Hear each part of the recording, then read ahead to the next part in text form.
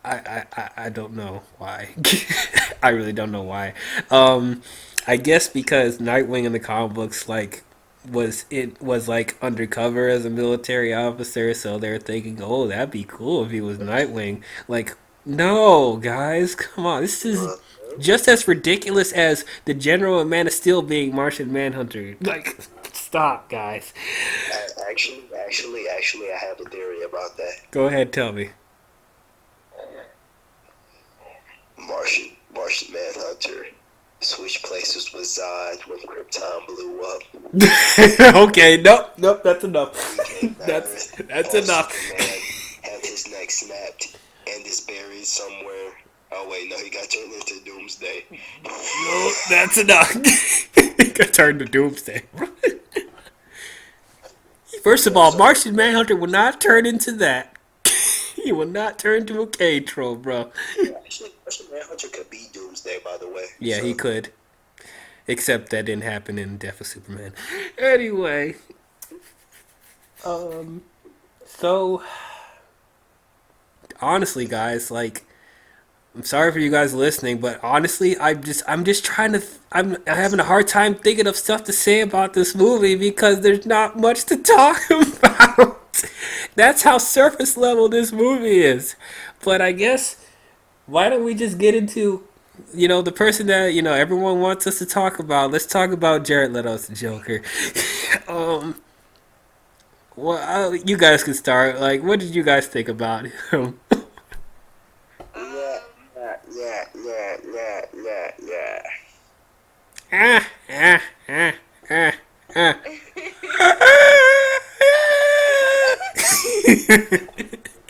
I mean, once again, it's just, I was so ready to see, like, just Jared Leto as the Joker. I was ready to see his adaptation of it, because I feel like Heath Ledger was a lot more playful, and I think that's what they were talking about when everybody was anticipating it, where it's like, Jared's is going to be so much darker, and you're going to hear it in his laugh how painful it's going to sound and stuff like that, and, like, they're really hyping it up, and I was so excited, and I was like, yes, like, let me do it, but, like, he was a biker, like, he was literally, like, a tough guy with green hair, like, it's just, I didn't really, I wasn't scared of him, like, when I was watching The Dark Knight, it might have helped that I was younger, but when I watched The Dark Knight, it's like, when the Joker came into the room, you're like, oh no, you're like, everyone run, like, it was scary, but, like, when you watch, like, when you watch Suicide Squad, you're like, oh man, here he comes, look out. Like, Oh no, man, here comes this guy again. yeah, it's like the one guy you didn't invite to the Christmas party, but he shows up anyway, and you're like, oh man, but it's like, I don't know, it's just, I was really disappointed, and once again, like I said in the beginning of this podcast, was that it made me miss Heath a lot, Mm-hmm. Bro, Joker, that one dude that dresses up for an office party when nobody else dresses up, bro. Oh my god. I don't know, it's just, I mean, I think it was really, like, it was a good job as an actor, it didn't, I guess it didn't fit as well as everybody said it was going to, Mm-hmm. It didn't. No. But it was a good try. Yeah, it's nice. Pretty decent execution, I thought, but I don't know. You got anything else to add, outrageous, about the Joker? It could have been better, bro. Who was that? Mike, is that you? Yeah, I'm sorry, bro. Mm-hmm. I need silence. But well, honestly, I thought Jared Leto. I know a lot of people are gonna hate me when I say this, but you already hate me anyway. No, I love you, Dwayne. See, outrageous doesn't say nothing. In the morning. Of course, I love you. Shannon, it's 12:37. It is not 1. It is not 1 in the morning yet. You are over exaggerating. But yeah, Only so 3 minutes away. yeah, but I was mainly leaning towards the DC haters. Like, I know you ain't gonna like what I say. I liked him as the Joker. I thought he was good. Dwayne, he wasn't Heath Ledger. Okay, so let me talk about that real quick. So for any of you walking into this movie expecting this iteration of the Joker to be exactly like Heath Ledger or I to be was. better than him, you I played yourself. was. You played yourself. That's simple as that. You played yourself because that's You're still I best keep girl saying swing from the from. beginning that this universe is not trying to do exactly what the Dark Knight trilogy was doing. It's trying to do something different. Now, tone wise, yes, they're trying to emulate that. But as far as the iterations, they're trying to go in a different direction because as much as people love that Dark Knight trilogy, it will not work in this universe. It won't work. Yeah. It can't work. Now, I Joker, you agree. can make an argument. Heath Ledger could work, but Christian Bale's Batman, you can forget it. You I can didn't want to see forget that that. anymore, Dwayne. I don't want to see that Batman. I still have nightmares over it. Where is he? Swear to me. I mean, who are you, bro? But anyway, that being said, I did not walk into this movie thinking Jared Leto was going to be exactly like Heath Ledger because Jared Leto is a completely different actor than Heath Ledger. And I know he's going to try to experiment and do his method acting on this. So I was expecting him to do an interesting job. Now, as I said, the design when I first saw it, it had me apprehensive. But like I said, when I saw him in the trailers, it got me really excited. Now, as you said, Shannon, earlier, they were hyping up the movie that Jared Leto was going to be darker than Heath Ledger. He was going to be more Yeah. psychotic, and that theory makes sense because the Batman that they established in the previous film is this dark, psychotic, brooding, like massive Batman that's scary and terrifying. So, if you're going to establish that Batman, I'm assuming that the Joker in this universe is psychotic. Probably the craziest Joker I will ever see in any live action iteration. I should believe that this Joker causes Batman to have PTSD. So that's what Yeah. I'm expecting from this movie. And at first, that's what we were going to do. Because guess what? They altered the movie to where, you notice in this movie that Joker and Harley have more of a loving relationship, correct? Right. Yeah. That was not how it was going to be in the original cut. The original cut was going to have Joker be more of an abusive lover to Harley Quinn, physically and mentally, and the whole movie, like Joker was just going to be, horrible to her. And I guess they didn't like that Harley Quinn was going to be abused so much from the Joker, so they literally altered the scenes to make you think that Joker loves Harley Quinn from start to finish. And I thought that was a complete cop out. Now I know some people when I talked to people about this movie, they were saying that they actually appreciated having Joker and Harley show the loving relationship first, just to show the connection, and then when they eventually have, problems, then they could get into the abusive stuff. And I get it from that point of view. However, once again, going to wrong place, wrong time, because the development that they did with these two was not as interesting as I thought they were going to have it. I think it would have been more interesting to have Harley deal with the abusive stuff from the Joker, and that in turn will make us feel more for Harley Quinn's character, and then give us more of a motivation of why we care for these people. And then also showing that Joker is actually the scary, intimidating, and psychotic villain that you were building up to be. And also, there was, like I said, there's a bunch of stuff cut that I don't even know why they cut so much footage from the Joker. Maybe because it was too dark. Like, a couple that I know off the top of my head. There was a scene where Joker where Joker was going into that lab where they put the bombs in the squad's necks, and you guys remember that scene where where he went to that guy and implanted the thing in his neck, I guess, and he had like the Kindle thing with his wife being like, do whatever they say or whatever. So before he even got into that facility, there the security person at the front of the building, you remember where they had that gift basket and it blew up in the guy's face? Yeah. Okay, so apparently that scene continued on because the guy in there didn't die. So the Joker literally walked in there and beat him to death after the basket went off. And then remember the scene where the I can't wait to show you my toys. Remember that scene? Yeah. Okay, so that was also cut from the movie. So apparently after he does that spiel, the guy tells him what he needs to know, and then he slits that guy's throat. And so that's why we don't see him in the rest of the movie. And then, what's another one?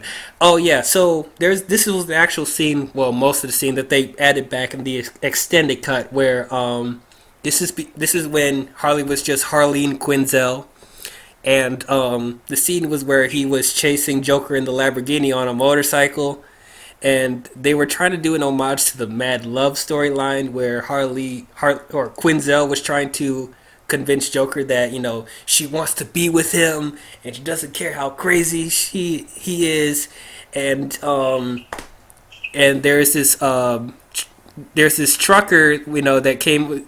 They're in the middle of traffic and they hold up traffic, and there's this guy that was driving the truck, and he walks out of the truck and tells him to move, and then Harley pulls the gun out of Joker's jacket and shoots the guy, and then she points the gun back at Joker, and then Joker's like egging him on to pull the trigger and kill him, and then Harley was like, "You don't want your heart scared you, but a gun does it." And then Joker takes the gun from him and slaps her. So, but they don't show the slap in the extended cut though. They just cut after he takes the gun from her because they don't want to show how abusive the relationship is, and. Also, one of my favorite scenes in the movie, I know people don't care about this scene. Remember when Harley jumps to the acid, and then Joker jumps after her in the acid, and then they kiss in the acid? That was one of my favorite scenes in the movie. So apparently that scene was restructured to be like she made her jump into the acid because he was hoping that would kill her, but it doesn't, and so he jumps in and is like, okay, well, I made a monster, so I guess I'm gonna keep her anyway. So that's how the scene was supposed to be structured. Wow. Yeah. Okay. And then one last thing, in the helicopter when Joker is shooting at all the squad on top of the building and Harley, you know, gets rescued by him. So they completely reshot that scene because they don't, you know, they don't be all lovey-dovey and try to run away. Actually, Joker is like pissed off at her at that point, being like, "Why'd you leave me? And why are you still with this squad or whatever?" And she gets really pissed off at her, and then he actually pushes her off the helicopter instead of him being like, "Oh, something shoots the helicopter and he accidentally falls off." No, Joker was supposed to push her off the helicopter. And then there's that scene in the Blitz trailer where he has the blown up, half his face is blown up. That's because, you know, Joker survived the crash, obviously, and then he meets up with the squad before they fight Enchantress, and then Quinn is like, "No, because he just pushed me off a helicopter. I'm going to go with the squad." And then that's when Joker throws the grenade and is like, "Bye-bye." That's not in the movie either. So frustrating. All this stuff, all those scenes that I just told you now, would have made Joker more of an interesting, more scary, more psychotic villain, and also would have added to Harley Quinn's character, and we would have felt for her more. But you decided to cop out and have this stupid lovey-dovey stuff that doesn't add anything. Yeah. Frustrating. And then... What? Dwayne,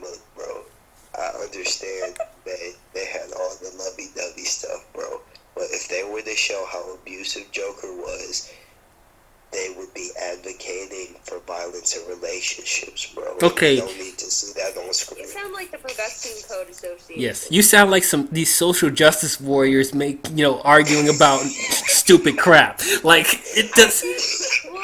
This movie would not advocate for abusive relationships because clearly the movie would have been going out of its way to show that this is wrong. And let's not forget, it's the Joker and Harley Quinn. They're both sociopaths. What did you expect? Right, but like, I agree with both of you. Like, I feel like they definitely should have watered down what's in the comics. I feel like the Joker was very violent. But you don't want to water it down to a point where he's totally in love and he would do anything like hijack a helicopter to save her, or like, break her out of prison and stuff like that, because that's not necessarily true. The Joker used her, like, he was like, oh, there's this love-struck puppy, I'm going to use her as my minion, like, that was the twisted relationship. Like, he still kind of had feelings for her, but more of like, I don't want you to leave me because of all the things you can do for me type of thing. Does that make sense? Yeah. So if they had that kind of storyline, it would have matched up a lot more with the comics. But I do agree with you, Mike. Even you sound like, you're, even if you sound kind of like, 1950s, okay, we have to censor everything. But, like, I don't know. I do agree with you, Mike. It's not like, I don't know. It wouldn't be too bad to use, like, manipulation, because manipulation happens, like... But, I don't know, in a very, like, not in a hugely... I don't know, it's so hard to explain, because, like, if you were to see, like, manipulation in relationships happen between two villains, obviously there's, like, this message that's, like, okay, this is obviously not supposed to happen. It's happening between two crazy people, so obviously that's not supposed to happen in a relationship. Does that make sense? Yeah. I don't know, but I do agree with you, Mike. Even if I made that joke in the beginning after you said it, I just thought it'd be funny. But, like, yeah. I mean, I can meet you guys halfway because there's a couple of things a couple of scenes that I talked about where I'm like, okay, that's really extreme. So like, I get if a couple of those scenes were cut out, but why would you cut out the Joker kills? Why would you cut out his dialogue? Why would you cut that out? Because the stuff that you gave us, it's no wonder people think this Joker sucks because you cut out his most interesting scenes. Like. And it's like, this stuff we haven't seen Heath Ledger do. So I'm like, I already know this will almost put him on the same level as Heath Ledger. But no, you can't have anything. You can't have anything top Heath Ledger because he's Heath Ledger. Bullshit. Yeah, bro, he is Heath Ledger, bro. Things I hate about you, bro. Yes, love it. He nailed it. Did you know that there's this, like, mural actually in Pontiac, in, like, one of the buildings? And it's Heath Ledger's Joker. I don't know why, but it's amazing. Yeah, why? Mike's nodding. I don't know, but it's amazing, and I love it. I was driving past on my way to school. Oh, gosh. It's so great. Anyway. But yeah, I feel like I also liked the thing about, like, Heath's kind of, his Joker kind of the lone wolf type of thing, like, he didn't have the element of Harley, and sometimes that kind of made it a little bit cheesier. So I feel like it probably would have been harder to, or it's possible that, this was more complicated of a character because you want to create this tough guy that kind of sort of resembles Heath Ledger's, but not really. And then there's the element of Harley Quinn, where it's like there's this cheesy romance going on where she's in love with him, and it's kind of almost satirical. So it's like, how do you handle that type of thing? But I don't know. It's kind of it's very complex than what people are like trying to make it out to be. But like it's kind of like what I said. Like from an actor standpoint, there's the character and there's the actor, and then there's the real character that you see on the screen. So that's the happy medium. What you see on screen is a happy medium between the actor's personality and the character itself. So that's why I feel like they casted Jared, because I think they wanted to get this free-spirited type of personality, very mysterious, like, kind of like, I don't know, just like, not really mysterious, but like, mysterious, I don't know, just an artsy type of Joker. Yeah. Does that make sense? Yeah, I I did. feel like that's what they were trying to look for. Yeah, and I thought it worked because I didn't see Jared Leto one time in that performance. Regardless of Right. how I feel about what they gave to us, like I thought he was entertaining to watch. Like with a movie that's devoid of like personality and identity, just like his scenes are one of the few things in the movie that I actually latched onto. Really, I know people still don't like his design, but I hold on to the fact that there's some history and fan theories to why he looks like that. And also, here comes another controversial statement. I never liked how Heath Ledger looked. I don't like it. Right. I could overlook his design because his performance was great, but the paint on the face, I just never liked it. Joker, the Jared Leto's Joker looked more in line with what the comic books would have him look like. Take that as you may, but it's like with Jared Leto, like to me, that's like okay, he resembles more Joker than Heath Ledger did aesthetic wise. I know people are going to attack me on that, but that's how I feel. But not. This is not to say Jared Leto is not my favorite Joker. That's not what I'm saying. He's not. Jack Nicholson has always been my favorite live action Joker, and Mark Hamill, his voice acting in animated series, that's my favorite Joker of all time. Period. But Jared Leto, I thought his portrayal was interesting, and I want to Yeah. see his character expanded more in a future film if he comes back at this point, because I don't even know if they're going to bring him back. But Why? I don't Oh, wait. know. Weren't they supposed to make a Harley Quinn movie? Well, apparently now she's going to be in Birds of Prey, and I don't know if he's going to be in Birds of Prey. I don't think he's going to be in Birds of Prey.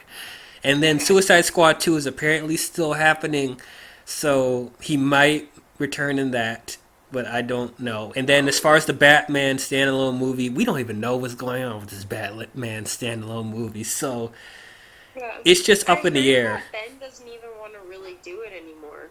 I mean, I don't really blame him at this point, even though I love him as Batman. It's like the stuff he had to deal with them messing up Justice League and then taking away his Batman script and having someone else direct it. It's like he's been through a bunch of crap, so I get if he wants to leave now. But it's just sad because you have such great talent working on this universe, and you're just you stood on the shoulders of geniuses, and before you even knew what you had, you patented it, packaged it, put it on a plastic lunchbox, and now you're selling it. You're selling it. You're selling it. I love it. You packaged it. But yeah, so all I really want to talk about now is continuity issues, editing, and the soundtrack, and then I'm done talking about this movie. So Was there a continuity issue? there's continuity issues. So remember when Harleen was talking to Joker in Arkham? Yeah. Okay, so I don't know why Joker has the tattoos then, because wasn't he supposed to have the tattoos after the death of Robin and the grill? Like, why does he have it there? Hey, and that was a fan theory, bro. That damaged stuff was a fan theory. Oh, okay, I guess so. It would have made more sense to be this. And then, so if this is an older Batman we're dealing with, we're assuming that Joker is probably older as well. So, what time did Harleen meet Joker? Was he in his 30s or was he in his Yeah, 40s? no. He was older, dude. Joker's always been older than Batman. Okay, because Jared Leto and Ben Affleck are around the same age, so I guess that, like, aesthetics wise, it was confusing me. Um, and then the editing is all over the place. So when Joker breaks out of Arkham and then he puts Harley in the chair and electrocutes her brain, there's like these weird cuts to random people in the asylum, and it's literally a split second of them, and they cut back to another scene. It's abrupt cutting like that, and then Joker's gang, the giant panda and the bear, whatever, with the machine guns. There's literally 3 times in the movie where they do the same shootout montage over and over and over again. It was mind-boggling. It's literally frame for frame the same shootout of the Joker's gang with the giant panda and the Batman mask. Oh, nice Easter egg there. But and then there's the Easter egg with Harley in her red and black jester costume. I mean, yeah, that was a nice little fan service there, but I'm like, why? This is fan service, the movie. Um, fan service. Sorry, love how like when you get kind of like emotional, you know what to say. You make yourself laugh. Mm-hmm. I love it. Yeah, and then the very end of the movie where Joker breaks Harley out of prison, I obviously knew there was a reshot because first of all, he freaking survived a helicopter crash and there's not a scratch on him. Also, the fact that his makeup looks different. His makeup looks different than in the earlier the film. It looks more touched on at the very end than the other scenes. So, He was reborn again in the helicopter. Yeah. Apparently not reborn enough. But, He's a phoenix. the score in this movie is bonkers. Literally, the movie is playing pop songs in the weirdest places. Song, bro. You talking about that Rick Ross song? Purple Lamborghini. And then they're playing Eminem when they're suiting up.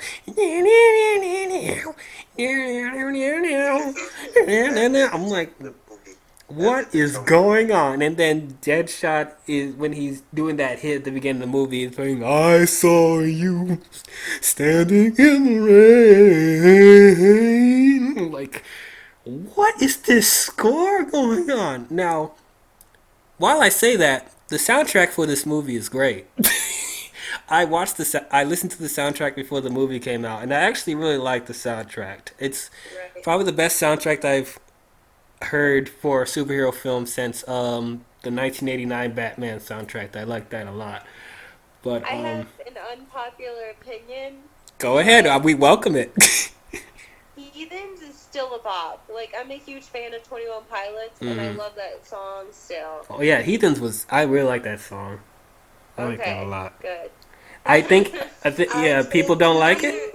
People don't like it. Best 21 Pilots song, but it's still good. I'm just a sucker for That's a pain. decent song too. I got the squad tatted on me from my Now we all know that's like a pop single on the radio, but I still liked it a lot. Do people really not like Heathens? I thought people like Heathens. They did, and then they're like, after, I don't know, I mean, there were a lot of people who were immediately like, I hate it because they didn't really want to be in the crowd, because it was a very popular song. And then there were some people who listened to it for like a week straight, and then they were like, I hate it now, it's like so overused. And then, I don't know, there are just a lot of people who like, it just ended up not liking it for some reason. Oh yeah, because I also heard, oh, I like this song, but I hate it at the same time because it's a song on the Suicide Squad, and I don't like that movie. Yeah. So And also, there were a lot of 21 Pilots fans that are like, this isn't the best 21 Pilots song, therefore I hate it because everyone else likes it. And that's so annoying. that's annoying. Like, it doesn't have to be the best. If you like the song, you like the song. It doesn't have to be the Right. best thing they made. But yeah, it's really surprising when I say the soundtrack is one of the best parts of the film. But yeah, so I think that's pretty much all I say for the main part of the movie. So let's get into this post-credit scene because apparently we're doing post-credit scenes now. So the post-credit scene is Bruce Wayne and Ben Affleck's Bruce Wayne talking to Amanda Waller in the restaurant, and Amanda is giving Bruce the files on the Justice League members, Aquaman, Flash, and Cyborg, so he can go looking for them for Justice League. And they're doing a little hint that Amanda knows who Bruce Wayne is. You got that cool line of, "You look tired. You should stop working nights." Like, ooh, she knows a secret. And then Bruce Wayne's like, "You should shut your squad down, or I'm going to do it for you." Like, oh, that was It was an end credit scene. that was a mid-credit scene. Oh. So even though like I didn't want a mid-credit scene because I thought DC wasn't going to do that, I was like, that was a pretty decent scene. I liked seeing Bruce and Amanda talking to each other because their dynamic is always great in the comic books and in the TV show. So that was pretty cool. And it's like Batman giving a threat: you need to shut down your squad, or I'm going to take down every single one of them. But it's like, I know who you are, Batman. You ain't keeping secrets from me. But yeah, that's all. That's all I got on Suicide Squad. I know there's fans of this movie. People really enjoy it and like outrageous. But I tried to get with this movie, guys. I really did. I watched this movie so many times, and I'm just thinking this is not the same quality as Man of Steel and BVS. And I'm not expecting like I'm not expecting to be the same tone or whatever as those movies, but at least show that you put in effort with the world building and the character developments, because that's the one thing I love about the DC movies. It's the character development, the sophisticated storytelling, and the world building. There's barely any world building in this movie. It feels very straightforward, and that's not what I come to DC films for. So that's overall. That's how I feel about it. This is not the worst DC film I've ever seen. I wouldn't mind watching this every now and again. I do own it on Blu-ray, but Then you better watch it again. Get your money's worth. I just watched it recently to do this review. So Oh, good. there we go. So overall, it's just it's it's it's not it's bad, but it has some entertaining moments and it has some glimmers of good characters and good world building here there. Just the villain was terrible. The action sequences weren't that well inspired. The story didn't make that much sense, but I guess it's just a fun time for you Hot Topic fans out there because it sells a lot of merchandise and toys and hot toys. And yes, I'm going to collect all the Suicide Squad hot toys because they're cool. But yeah, this is to sell toys and promote to the teens and the Hot Topic fans. And I don't know. Overall, I'm gonna give Suicide Squad a C. Outrageous. What do you give it, Solid. I give it a C too. Shannon? I don't know. I would have to. I guess I'd give it a C as well. Like, I almost thought it C plus, but yeah, it was just okay. You know, I could take it or leave it. Yeah. So, Yeah, that's our thoughts. So for all of you people out there that thought I'm just a blind DC fan, well, here's the movie I wasn't so hot on. So take that as you will. I don't love all the DC films because it has the logo on it. If it's good quality and if it if there's a message and stuff in there that connects to me on a personal level, I'm going to tell you that. And I told you that in the previous two movies. But if it just doesn't work, it doesn't work. So, yeah. Alright, so that's our thoughts on Suicide Squad. What did you guys think about it? Did you guys love it? Did you guys hate it? Did you guys think it was okay? Comment below and let me know. If you guys enjoyed the podcast, don't forget to leave a thumbs up and subscribe to the channel if you want to be updated on future podcasts and videos I'll be doing. Don't forget to subscribe to Outrageous Plays X and Shannon Jeffries' channel. And the next podcast we will be doing is Wonder Woman. And I plan to do an all women's podcast for that one. So tune in for that one when that comes in. Actually, wait, Chris wants to be in it. Chris wants to be in it? Yeah. I think he can be an honorary woman if you let him. I have to think about it. I have to see. But yeah, that's my plans for Wonder Woman. So I'm excited to talk about that one. But thank you as always for watching, and we'll see you guys in the next one. We'll talk to you guys later. Bye-bye.